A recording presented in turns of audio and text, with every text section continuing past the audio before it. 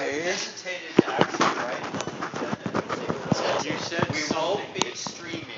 No, you didn't do that. I haven't yet, but You have the proper comment in there. I can't remember if it made technology smiled on us or something like something like that. We might make it. I like to focus Okay. down on the, Yeah, is the sound okay? writing snarky comments about, are we going to be on schedule? Yeah. Do you have sound? Yeah, we're fine. Okay. All right. Start on Okay. schedule, but We'll probably finish on want schedule is sort of one of us to check it. All right. No, I'd like to find out if we actually have audio coming through, because sometimes we haven't. yeah, I usually fire up my phone. Actually, it's been forever since I've done any of all of this. Oh, Yes. Computer is la la la la la. Hello. Yeah. This is Silicon Valley 4th Interest Group. Are you there? Okay. Yeah, you got sound. Okay. We're streaming. What could be better? It's the early bird special. Mm-hmm. Yeah.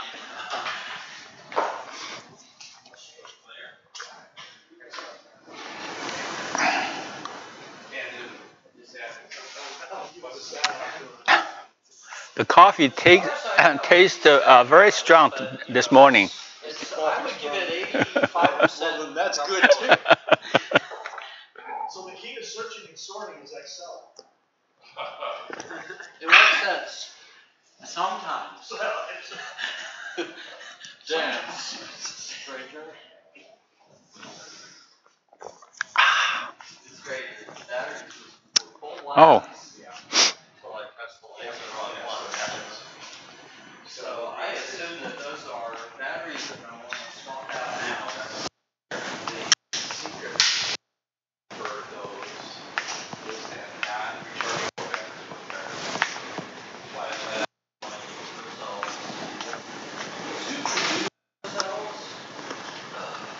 Yes.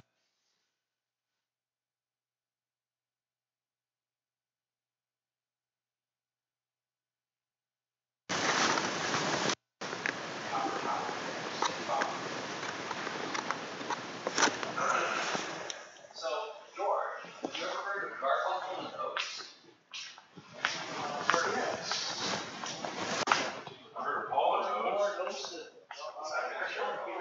There are these two women that sing long songs. Yes, exactly. John Rival. And I hesitate to even write their name on the board because they're just that non-suitable for work. I don't know. So what are the color bars? Are they on the? Yeah, and we've got them through this camera. This camera does that, I and think it maybe the light is. I don't know exactly. Titanium vapor lamps. It means that we're in sync. Your 60 hertz is in sync with their 60 hertz. Correct. Except you're drifting a little. We're just slightly off. Because you're just making 60 hertz out of AC. And it's been this phone that does that. I'm sorry. We are dealing with imperfect things. Approximately 5-minute warning. Okay. Plus or minus 3 dB. Okay. Good.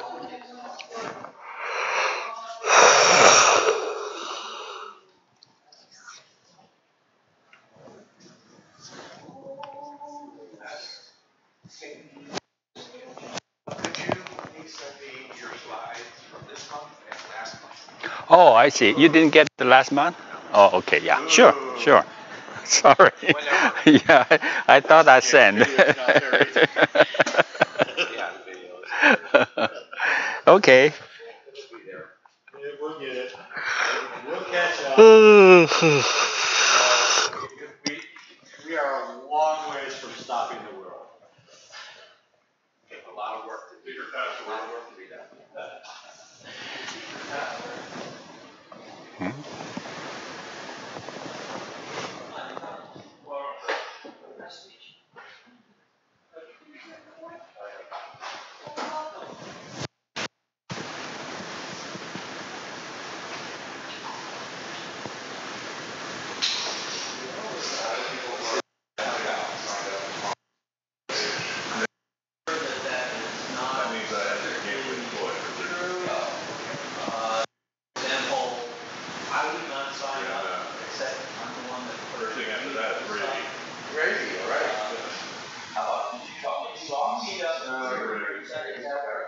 Yeah.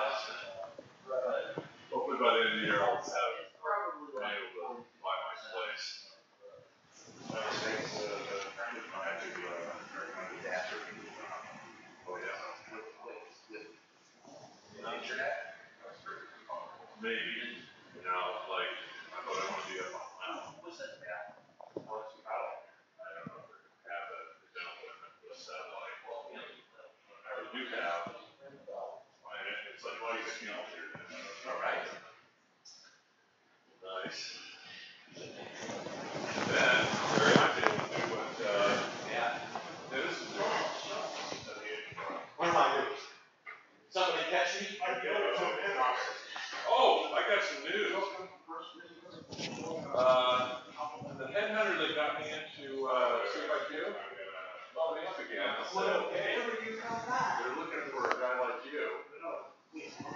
I said, oh, yeah. Oh, good for them. And I thought, oh, I said, what about Carl and Steve? Yes. Mike Bucket. Mike Bucket.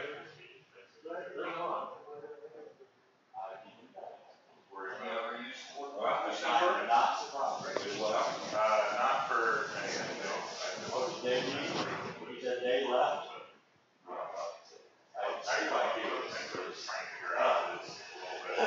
Well, they started their own because I couldn't figure out like I tried. I couldn't figure out what? I couldn't figure it out with people. Sleep by people didn't like this thing. I guess that was our few implementations. Well, sleep IQ is number is sleep IQ labs probably is that probably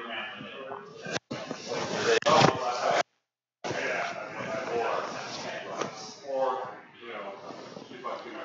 Number please. Time please. 420. I was not expecting it to survive. Those were the days. Okay.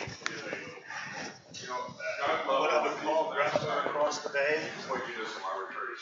What? Oh, what I would call my grandmother across the bay Yeah. was long distance call. Oh, I see. Number please. I agree. Tell them your number because who would lie to the phone? Why not? It's really expensive to call grandmother. Okay. They like each other.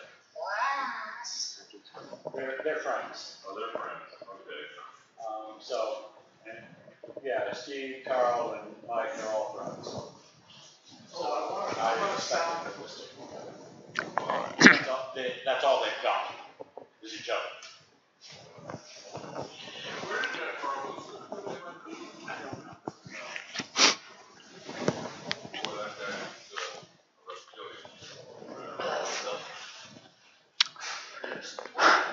Hopefully that didn't make it out. Yeah. Yeah. Okay. All right. Okay. Yeah. We are back online. Okay. Yeah, this is the Silicon Valley Fourth Interest Group. And I'm CH Ting. And this morning my topic is searching and sorting. Okay. Hope we all learn something. Okay. Okay.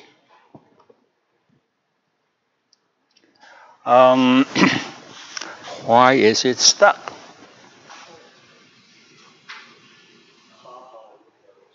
Okay, let me go back. It doesn't want to go there either. Okay, sorry about that. Don't save. Let me get back the my PowerPoint. Okay, yeah, here. And I should start from the beginning. Okay, all right. So basically, I would talk mostly about the genome data and how we manipulate data. And I will talk about the optimized compare, optimized look, binary search, optimized search, and if we have time, I can give you a few examples. So the problem in doing the genome research or in silico research, that means you just get the data and work on the data, or what we call the dry lab. You don't get your hands wet and only deal with data through a computer. So basically, you have to be able to handle these genome files. And the files, and all the lots of these files, and they come in all different formats. So you will have to be able to handle these different files. But most of the files are just plain text. So, you know, basically we can read them and then see what's inside. But there are all specific formatting rules and characters. For example, the most prevalent gene bank format, it's plain text, and it has lots of different fields. And the fields are separated by a backslash and equal sign and all these things. And FSA or FNA format, thank you so much. And these formats are much simpler, but they are mostly used to present genome data. And the gene bank has the format so that it can present lots of annotation, lots of information about the data. So here, this format has mostly data, but a few lines of annotation, just to let you know what's inside this file. So if you want to work these files, I think the most convenient way is to convert all this information into tab delimited text, so that you can use Excel to manipulate them.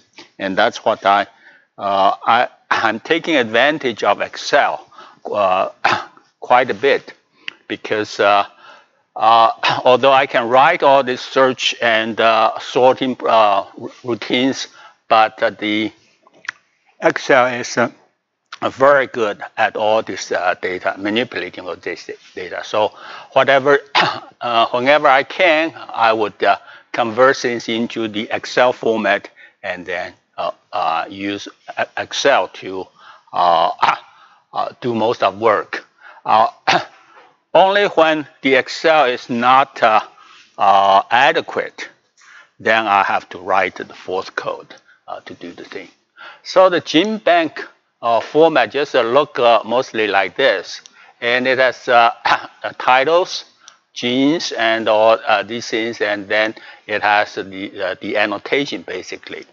Started with a slash, and give some title and then some data after the equal sign. Okay, so this is how gene bank files look like, and mostly it also attach some data in it. And this one is a particular gene, and the gene is translated into amino acid sequences. So it has most of the information about this gene, who did the original research, how it is named, and where it is found, and what the property may be. So this is the gene bank format. And in the gene bank format, the first half are annotations, things about the genes that's being identified in the genome, and in the second half of the file, it basically has all the data, and the data are lined up in this specific format, so that you can see or you can locate information more conveniently. But this data is not very good if you want to do the search by yourself, okay? Because the things cross the fields. You have blank space there. You have carriage return line feeds, and you have line numbers in front of them. These are good for some purposes, but if you really want to get hold of data, you have to strip off all this formatting and other information. So that's what you have to do in order to use the data.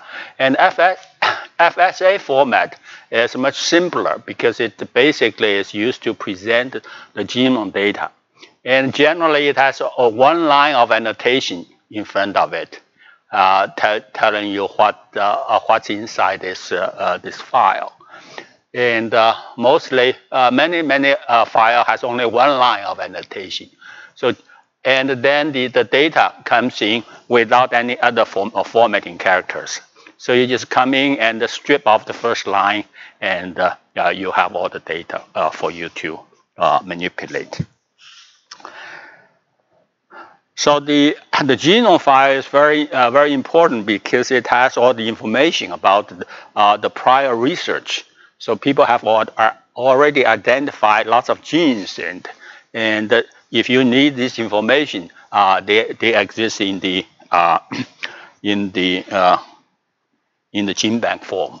But to me, not a microbiologist, most of the information is just garbage. I really have no use of them.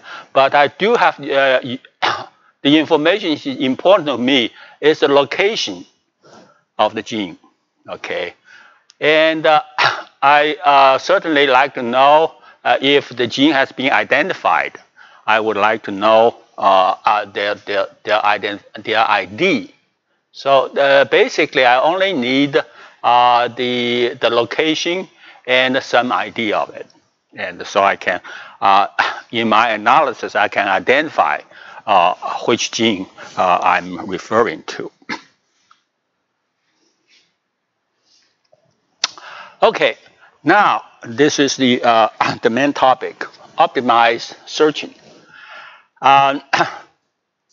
There's lots of genome files, lots of genome data, and if you want to manipulate them, basically is search and sorting, okay? So how do you search certain pattern in a big, huge file or in a large number of files? And I think we have been with all the Intel 80X86 architecture has been with us for how many? 40 years or 50 years? 30. This is like the 386 type architecture. Well, for Friday night. Yeah. So, but this architecture is a native searching machine. So it has already been optimized for searching. So all you have to do is know how to use it. So it's a very powerful instruction pair. Repeat Z CMPSB. So that's the instruction pair that does the searching or the comparing. Okay.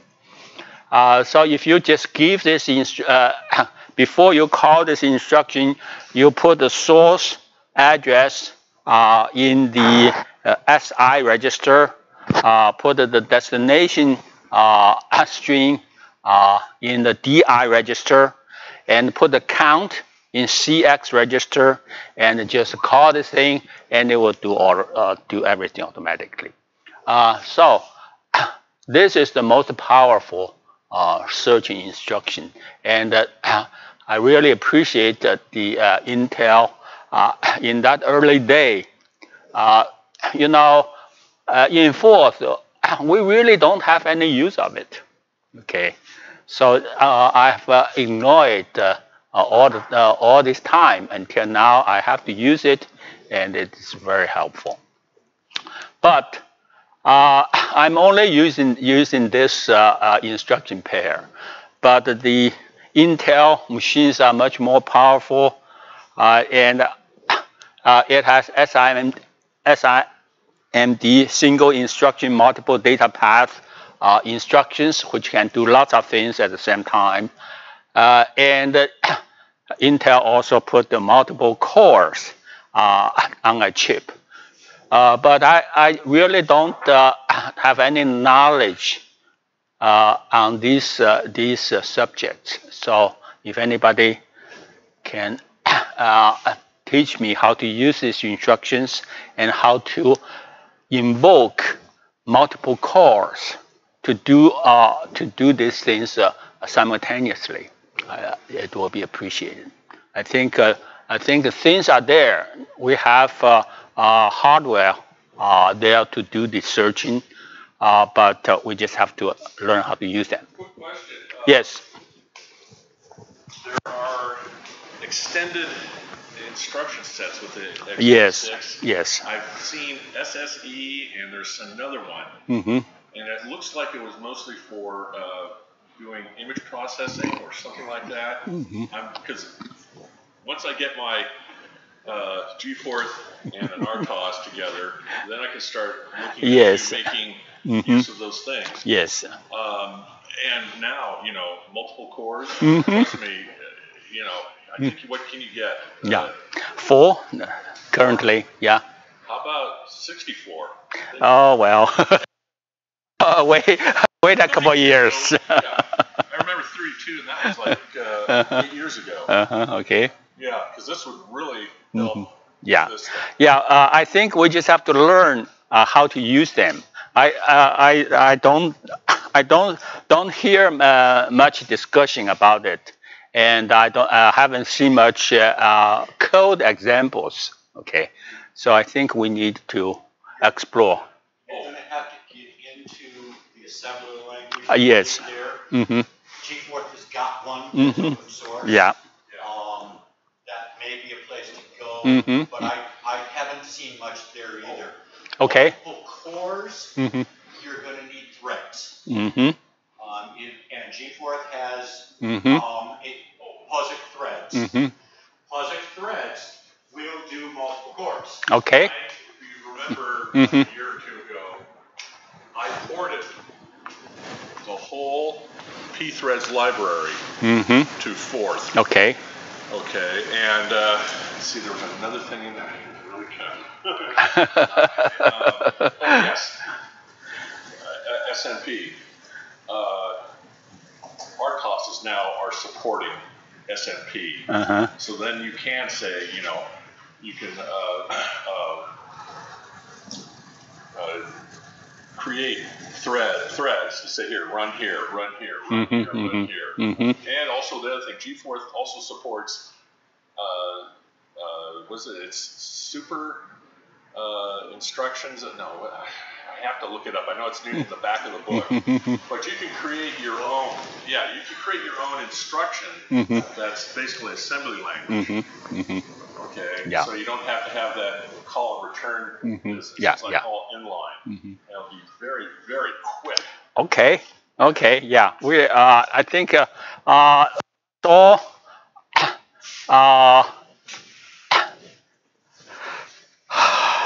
Yeah. That I think we. There's lots of things we have to learn. Okay.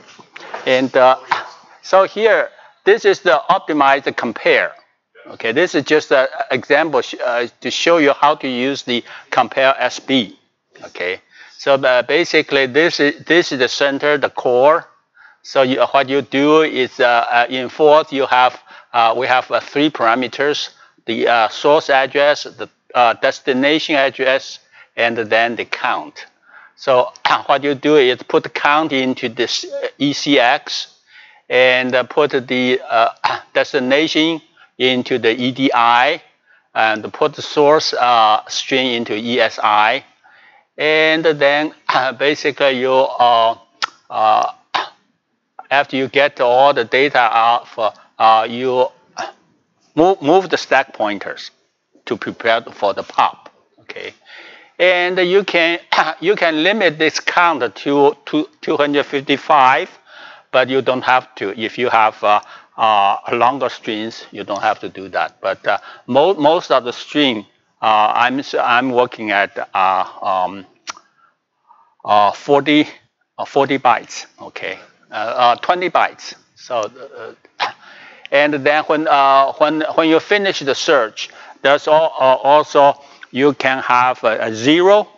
Zero flag is set if the string is found, and if the target string is greater than the source. Let me see. The source string is greater than the target string, you return a -1. If on the otherwise, you return +1. Okay, so this is very, very nice that you can have a compare, and you can also have a flag to tell it's it's higher or lower in comparison. Okay, so this is the optimized compare, and the other thing is this is a search. I was first thinking, well, I use Python to because Python has all these instructions, all these tools, and one of the tools is look. Okay, and this is search. So you have a string, presumably a very short string, and you have a long target string. So you look this string in this long string. And after the search, it will return a 0 if there's no match. If the big string doesn't contain the small string, but if it contains, if it does have it, it will return the address of the first match. Yeah. So this is a very extremely powerful, and you can see it's the same core. It's used here. So what you do is you put this EX in this E4. The top of the stack is cached in EBX. So you decrement this count, and if it's 0 or lower, you exit here. Okay. Because there's no, if it is at 0, there's nothing to do anymore. So here you get this pointers set up, and then the let me see how this works. So in the compare, if it is a 0, then we return the address. It's compared. If it's not 0, jump to 2, and 2 would increment this address, so you can do the next search. Okay, so if this you run this thing and EBX is decremented to 0, then definitely you have not found anything. So you just return the 0 in the EBX. Okay. Yes. ARM Cortex-M have these instructions or similar? No, I don't think so. I don't think so. One can look. Yeah. As far as I know, an ARM does not have it, but because this is a complex instruction, and ARM is a simple instruction, so it does do one thing at a time. Here it does 3 things at the same time. Okay. Yes.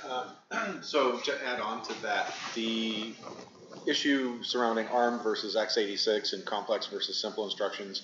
This makes scanning and comparing strings very convenient and very quick. Yes. But it will clog your pipeline. So if you're running on a superscalar processor, it will complex instructions are always forced through pipeline number 1. And if you have anything running in pipelines 2 through 4 or whatever on a superscalar processor, those will block. So you have to be careful, and you have to benchmark your programs, because that could actually slow things down in the on a superscalar processor. It could be, but you know, since I'm thinking only single task, okay, I'm only doing this one thing, and not in a multitasking environment. So this should be optimized and running the fastest as it can. Okay, so these are the two core routines that I've used in doing most of the searching and comparing. As far as the sorting is concerned, I wrote the sort and the bubble sort and all these kind of things, but since Excel has excellent sorting capabilities, so if I can format the files in the Excel format, then I just dump into Excel and then do lots of things, much more than just sorting. There's lots of things you can do within the Excel. So I'm still learning Excel, but I learned enough so that I can do the job, and I was able to identify interesting things in the genome files. So this is the I'm not optimizing sorting. I just hand it over to Excel. Excel seems to do things very fast. I have no problem with it. So basically, I have to deal with two types of data, two types of genome data. One is the microRNA. So I have the microRNA database downloaded to my computer, and it contains 48,000 microRNAs discovered, identified in many different species. And I look through the file and actually use the Excel to sort the entire file, and then I can delete all the repeats. So if there's many identical microRNAs, I can just delete all the extras. And if you delete all the duplicates, and I have 27,000 microRNAs remaining in my database, and this is where I start to do the microRNA research. Okay, so I formatted microRNA files, strip off all the annotations, and I was left with these patterns, and these patterns are mostly 20 to 24 bases, and I need to give them unique identification.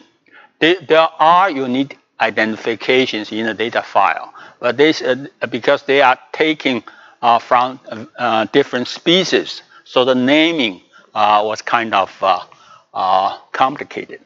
So I just throw away all the annotation and just assign numbers or IDs to each and every unique microRNA data. And the M is the data I got from the microRNA database. But for comparing reasons, I inverted the M microRNA or complement them and giving them the L annotation. Okay, so the M, you have the straight 20 or 22 bases, and to make the L variant, you have to turn this whole thing back and forth, and then substitute A with T, T with A, G with C, and C with G. So this is what we call complement. So you reverse the sequence and then complement the ACGT. And this is basically the reason is that in the DNA there are always two strands. So there is the forward strand and the antisense strand. So they are complement to each other. So instead of searching them individually, if I reverse the microRNA and do the same comparison in the same sense, I'm doing the search on the antisense strand of DNA. Okay, so just by reversing or complementing all the all the microRNA data and give them a different ID, and I have the database is expanded twice bigger, and I can so in the search I can take care of both strands in the same time. So what I do is having all the files with the M ID, complement them all, giving them substitute the M with an L, and then I have to search it again, and then take out all the duplicates. Okay, so there are few duplicates. When you reverse it, it happens to be identical to one which is not complement. So this way you I clean up the whole thing, and having about 30,000 microRNAs in my database. And this is where I have a genome file. I just take the genome file and take it in sequence, and then compare with all the microRNAs in the microRNA database, and try to identify in the genome file where these microRNAs occurred. So for the genome file, I strip off all the annotation and formatting characters, and data file has only ACGT characters. And the data is all the data read into a map array, and then in the map array I can read the data, and I can also modify the data. And any modification is automatically written back to the original file. So that's very convenient. And so in the microRNA analysis, I just open up a genome file and scan the genome file and compare. While at every step, I compare it with all the microRNAs to see if any of them match. If there's a match, I will record the address and the microRNA ID. And this way, I generate a file which I can later analyze. And one thing is if I have all the microRNA record sorted before doing the search, then I can use binary search, and that will greatly cut down the searching time. Okay. So that's one. Binary search is another way to reduce the searching time. And so the list of I have the microRNA database searched, and then each one assigned a unique ID, and then the genome is compared with this entire list. The goal is to identify clusters of microRNAs, and because I believe consecutive microRNAs in a cluster represent the more complex functions in the in a cell. So what I would like to do is to what I really like to do is to be able to identify cluster of microRNAs and then find another microRNA which would call up this this cluster. And this just like in the fourth program, we a high-level instruction call a list of instructions, and each element in this list would call probably another list, and so forth and so forth. And we have proven in fourth that this technique can solve any computable problems. In fact, I just remembered what G4 has that capability. Mm-hmm. It's called, you can create these super instructions. Yeah. Mm-hmm. Yeah. That's just what you exactly. That's what that's the high-level instruction in fourth. Because if it appears enough, so you'd say, oh, yeah, I should be able to collapse that down. And I believe the original designer of all the genes recognized this this very unique technique to facilitate the programming. Okay, let me just move on. So here is the result, basically the result of the search and all the organization. So what in here, this column is the address of a particular genome, and then it's the occurrence of microRNAs. And here, this column, this number is the distance, the displacement from one microRNA to the next. So here, this one, the last one is 9500 bases above. And so this one occurred, and after 58 bases, you get another one. After 226 bases, you got this one. And then 30 bases, you got this one, and so forth. So this is a cluster. And I like to know all the clusters in all the genomes, and I'm hoping to find that there's another microRNA somewhere here which call up this one, okay? And that will complete my design of a cell computer. So binary search, I got 27,000 microRNAs. So if I search them, sorted them, and then I perform binary search. So 27,000, that's about 15 searches. So to identify one of the microRNAs, I only have to do up to 15 compares.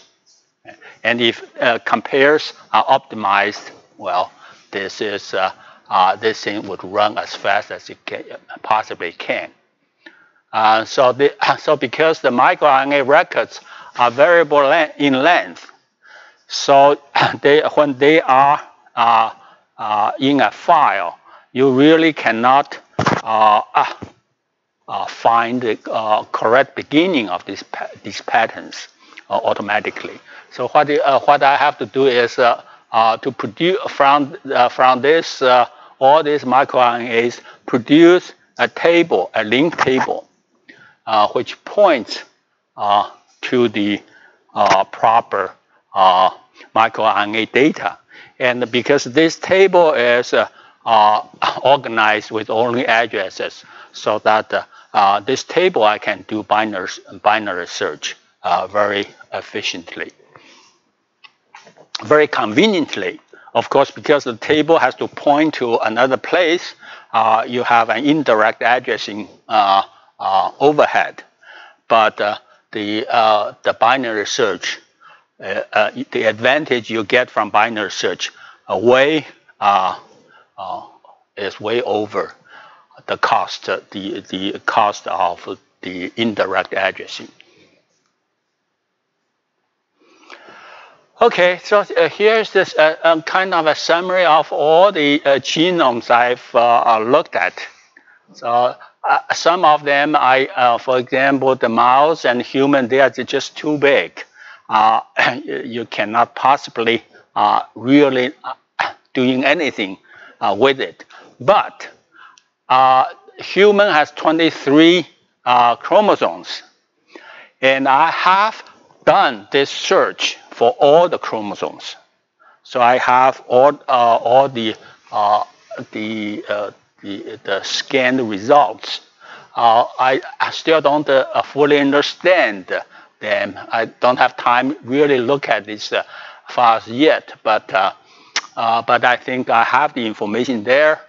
They are more complicated here in the mouse and human because there's lots of editing when a gene is transcribed from the DNA into RNA, and this RNA is heavily edited, so that lots of pieces are chopped off, and only a very small the exons remain in the final RNA.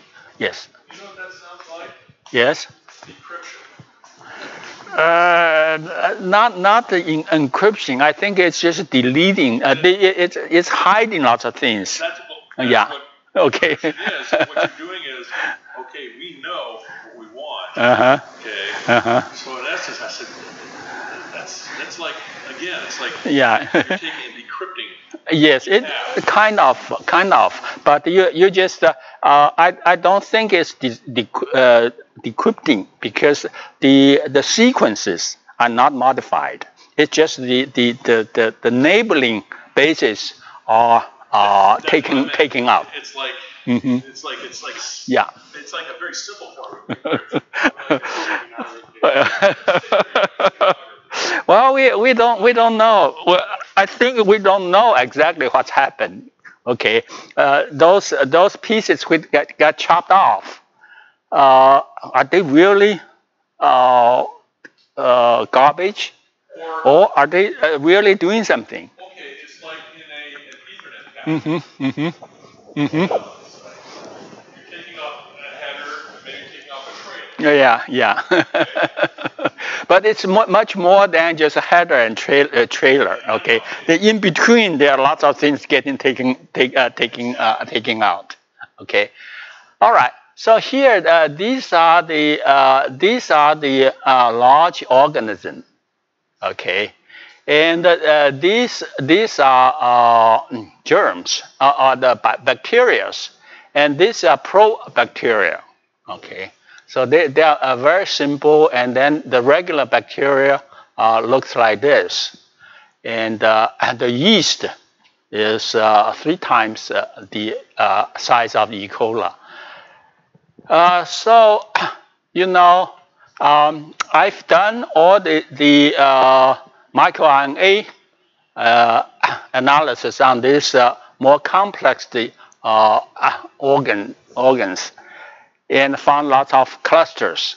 I was very happy about it. I've shown you some examples. But when I try to search these single cell bacteria, they don't match.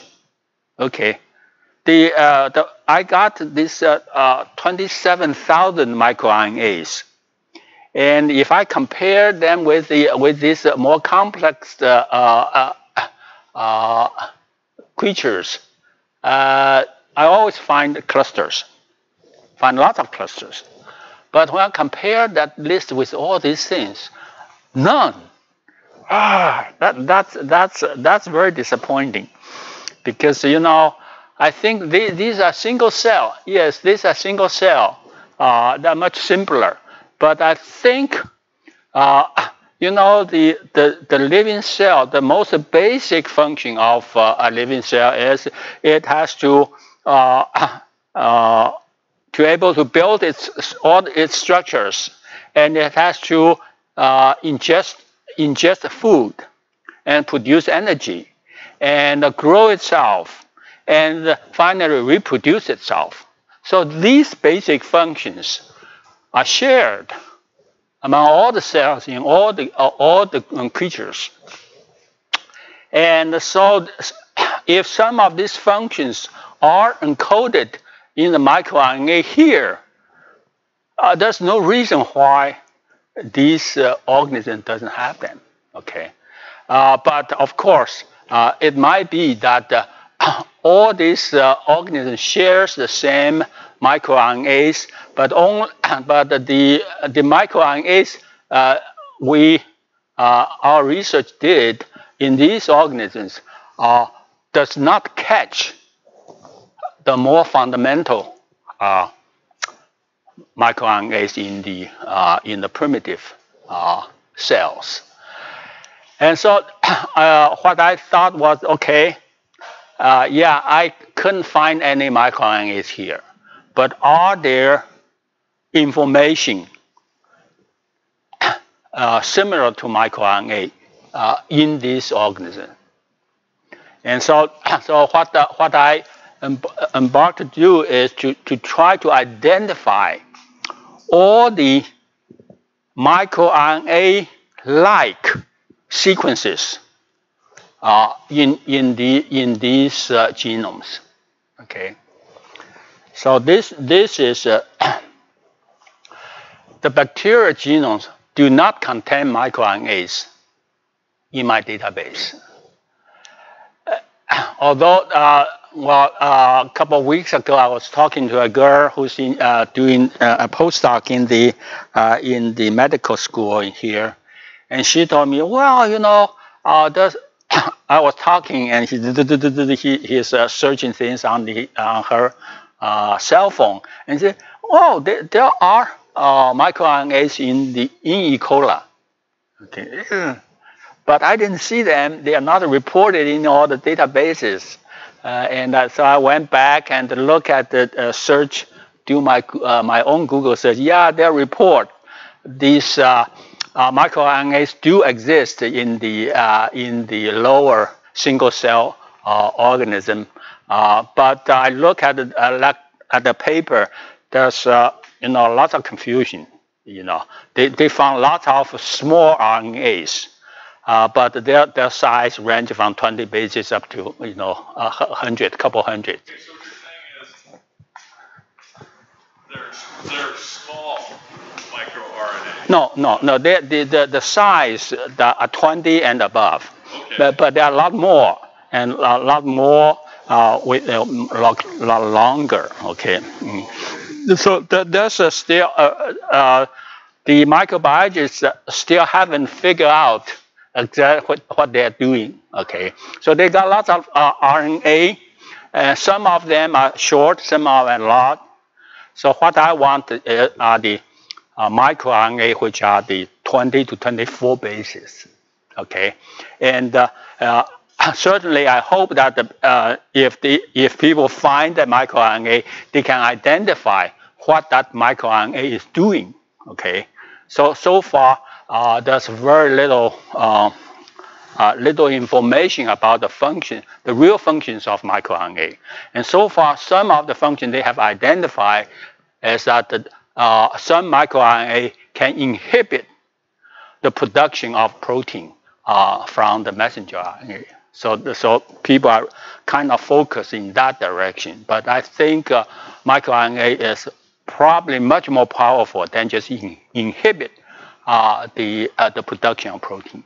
I think it may cause the production of protein and all sorts of other things. Okay. So this I'm still confused here. Don't have. I was hoping that people would form a database which collect all the right microRNA, just like they do in the for the human and mouse, and then I can take the data and do my comparison. But without that, I think the bacterial genome is not small enough so I can do exhaustive search on repeated patterns. And I know microRNAs are 20 to 24 bases long. So what I'm looking are patterns which are at least 20 bases long. Okay, so I start look at all these genomes, and then take, say, 20 bases from the beginning, and compare with all the bases in this genome to see if I have any match. If I don't have any match, I would record it. Then I move down one base and do the search again, and move down one base and do the search again. So this is n square search problem. But if the genome is small enough, I can do it in finite time. And it turns out that the E. coli, which has 4.6 million bases, it took me 10 days to go through the file. And 10 days, well, it's too long. 240 hours. Huh? 240 hours, what you're saying. Yes, 10 days. Okay, that seems like on your laptop here? Yes. Okay. Have you considered using the cloud? No, because I don't know how to run a cloud, run F# on a cloud. Okay, this whole thing is programmed in F#. Okay. Yeah. So. In fact, there's four. Yes. The assembler was from FPC. Cool. Okay. So I have a assembler. I show you the optimized compare and look. These are written in F#, but with the 386 assembler. And then once I have the code, because in F# all the code are address independent. So I just copy this small string, a few bytes from the assembler file, and then just copy the binary into my working file, and I got the compare and look function. Well, the WebAssembly will work right on the web. Don't know. Don't know. What's coming out of Google is the WebAssembly stuff, what Brad used to be working on, puts it so that you can, and people are working on it right now that I see on, I forget where, Compline Forth probably, that are talking about and doing a fourth in WebAssembly. Okay. Well, you know, it's you have to have a 386 type host to do that. No, it's a totally different web assembly. Okay. Well, I don't know. Okay, I cannot make the assertion with 100% confidence. But if they are not targeted into 386, you are not optimized. Okay. This optimized as pure machine code. Correct. If it is optimized from C to assembly code, it may not work at all. I agree. I absolutely agree. You have to target it. Yeah. Yeah. Okay. Yeah. It's like a JVM. Mm-hmm. But the memory management. Yeah, yeah, yeah. Okay. Okay. Yeah. So you have to be sure that at the bottom it has 386 type of things which can take advantage of CMPSB instruction. Okay. Yeah, I don't think there's equivalent of that. I don't know. I haven't seen anything. Yeah, I haven't seen anything like that. But of course, I can design a computer which is completely optimized. Yes. Okay, 10 more minutes. Yes, I think I can. Right. So for the large genomes, so I try to really optimize this search. Okay, the file is too big, million bytes of data. Just take too much time to search. So from the genome, large genome file, I generate 256 in each data file. I generate 256 lists, and each would link all the patterns with the same 4 starting bases. Okay, so I have AAAA, AAAC, AAAG, AAAT, and so forth. There are 256 of these 4 base patterns.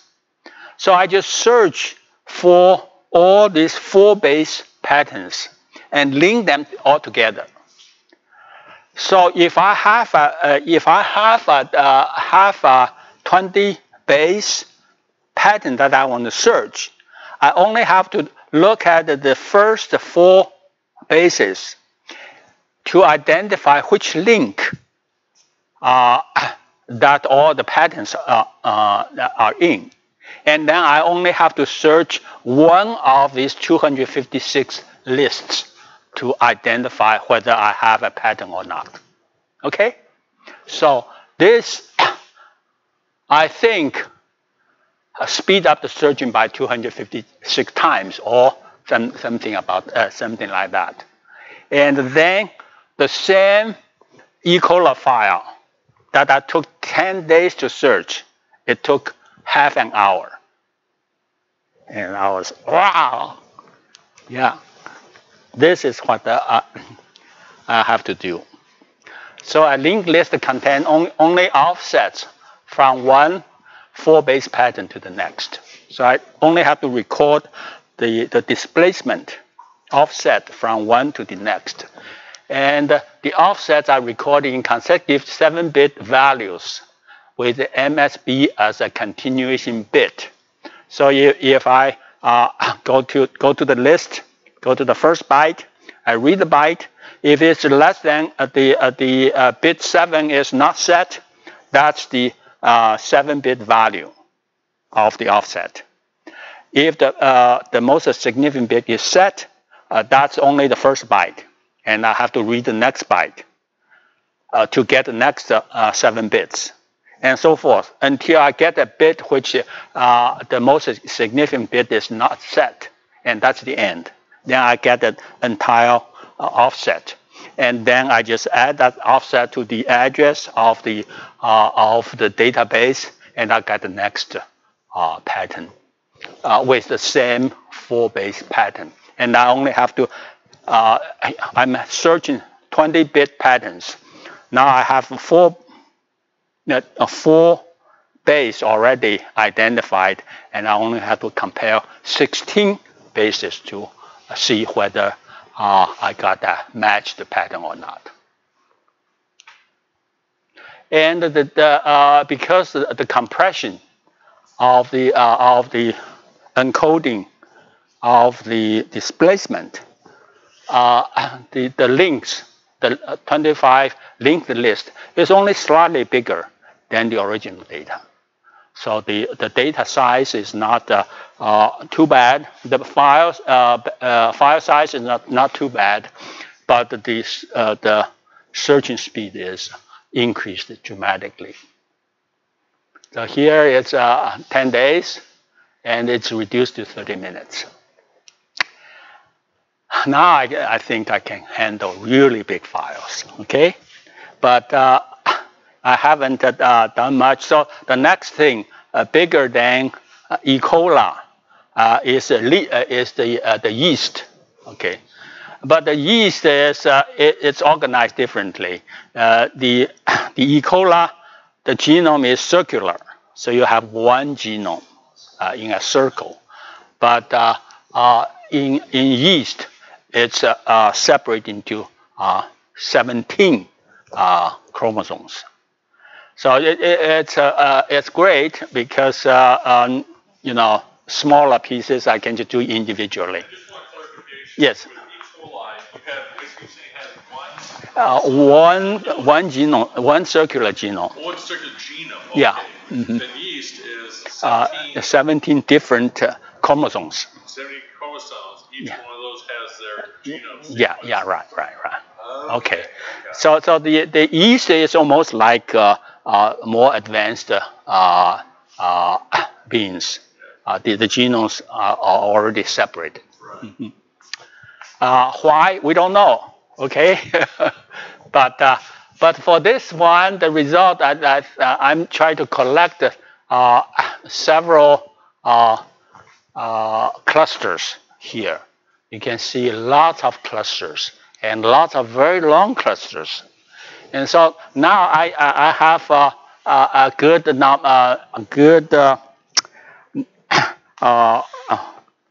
so I call right now, because these are not the micro, I don't know, they are not microRNAs. So what are they? Okay, I don't know. MicroRNA-like things. Nano-RNAs? Well, so I call these pearls. Okay, yeah, pearls, like the jewelry. Oh. Pearls. And these clusters are called necklace. Okay, so we got pearls, and these pearls are stringed together into necklaces. And that's what I think these are the interesting things that that we have to look at. Okay, any questions? Well, I think I don't have time to show you all the data and how to manipulate them, but you know, we have time. We have spare time to do that. But questions? So with this searching capability, it's like you're looking for super instructions in a sense? Yeah, it's just the high-level instructions. Yeah, so you get that, and then from there, it's like you can say less super, and then down and down until you get to the things where they're actually making Right. take and manipulate that protein to form a structure. Well, you get the protein. The protein can take care of themselves. Okay, so let's don't worry about that. The only reason I'm saying is because I think, from my point of view, I'm looking at protein as like bricks. Or yes. Like these girdles. Yeah, right. Yes. And that they are manipulated into forming these things. Exactly. Some of these could be temporary.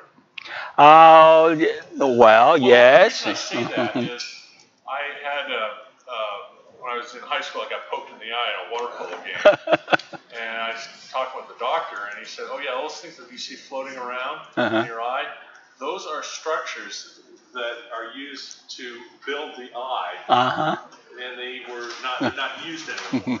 Could be. Yeah, so I'm thinking, that stuck in my mind. So when you said this, I'm thinking, wow, you could have like I said, a temporary structure, and then when it's doing what it has to do, then it's disassembled. Nice. Yeah. So if I don't know, found the protein. Who's this? Oh, I don't know. The George gave me. Sure, of course. Yeah, the George. Okay, yeah. Yeah, sorry. So if I found a protein in a living organism, or I guess a dead one that I'm inspecting, is it generally the case that exact protein, like with the base is converted over into the DNA ones, Does that generally appear literally in the genome or not? All the proteins has their original information stored in genome. Okay, once the protein is made, it may evolve, may change. Okay, it may change into the in bricks to build structures, or it may be serve as enzyme to catalyze other reactions. Okay, so there are lots of different functions the protein performs, and so you look at the protein. Generally, you can backtrack into certain regions of the DNA and found the coding of that particular gene. Okay, that's what we call gene. So a gene produces protein. So if you have the protein sequence, you can look at back in the genome to identify where it is at. But then later they found that for the lower organism, they are literal.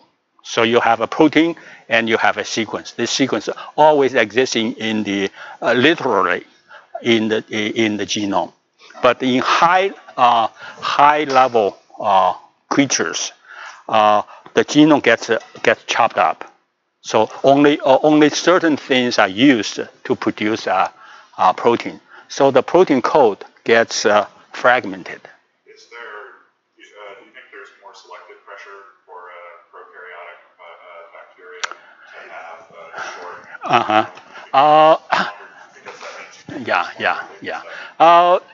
I'm not a believer of evolution, and I think looking at all this complicated information that's stored in genome, it is very hard to imagine that species evolve into other species, because it is very difficult. Okay, but your point is well taken, because each different organism would have to deal with its own environment, and generally what we found is that all these organisms has pretty much optimized its cell to survive in that organism. If they do not survive, and we will not see them. So if you say it's evolution pressure, yeah, there's a pressure so that if you don't have the proper functional properties, you may not survive, and thus it may not be found at all in the nature. You ready to mosey to lunch? Yes. Okay. Thank you so much, Tim. Thank you.